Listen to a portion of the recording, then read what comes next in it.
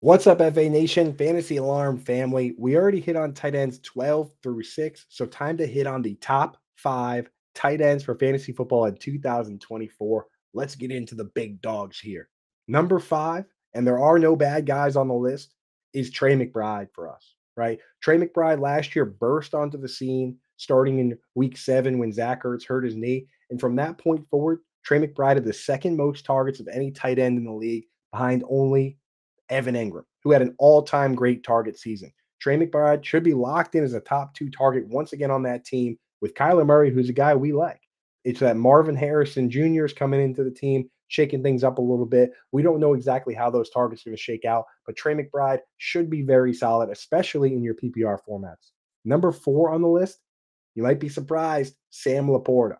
Sam LaPorta obviously had a great season last year, the best fantasy football season all time for a rookie. But in the grand scheme of things, you take the last 10 or so years in tight end points per game, it was actually the 29th season. So not exactly earth shattering. He should once again be a top 2 target on a team that also has Amon-Ra St. Brown getting a lot of targets and Jahmyr Gibbs getting a lot of targets and a lot of steam for Jameson Williams.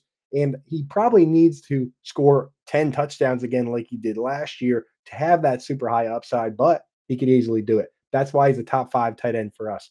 Number 3 on the list, Dalton Kincaid. He might not have the floor and the safety as some of these other guys because maybe they do keep rotating him in with Dawson Knox and Khalil Shakir and Curtis Samuel. Maybe he's not a full-time player, but if he is a full-time player on this team for Josh Allen, the upside is tremendous.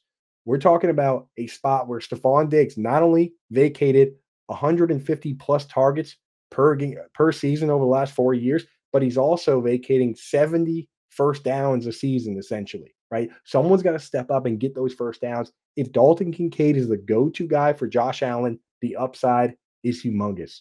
Number 2, and it's crazy to say he's number 2, Travis Kelce.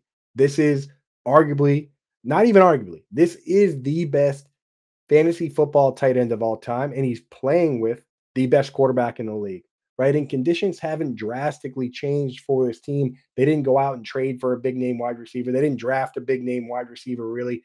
It's Travis Kelce being Travis Kelce. He should be rock solid. The only problem is he's getting older. Last year, we did see him actually miss some time.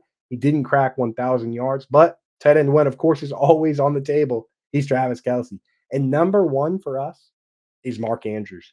Mark Andrews playing with the same quarterback and the same conditions, essentially, where he did have a top 5 tight end season of all time. He's still only 28 years old. And the kicker, which is available for you in a lot of your hometown leagues, your 10 to 12 team leagues where you don't see the top 20 tight ends coming off the board, is that Isaiah Likely is an actual handcuff for this player that could be available on waivers if he gets hurt. You have a bailout. If Sam LaPorta gets hurt or Trey McBride gets hurt, you're starting at square one. If Mark Andrews gets hurt, you can drop the fab on Isaiah Likely. Maybe you can even stash him on the bench. Maybe stash him on the bench for the very first game of the season, Thursday night football, and then drop him on Friday and pick up your kicker. I don't know. Mark Andrews has the upside.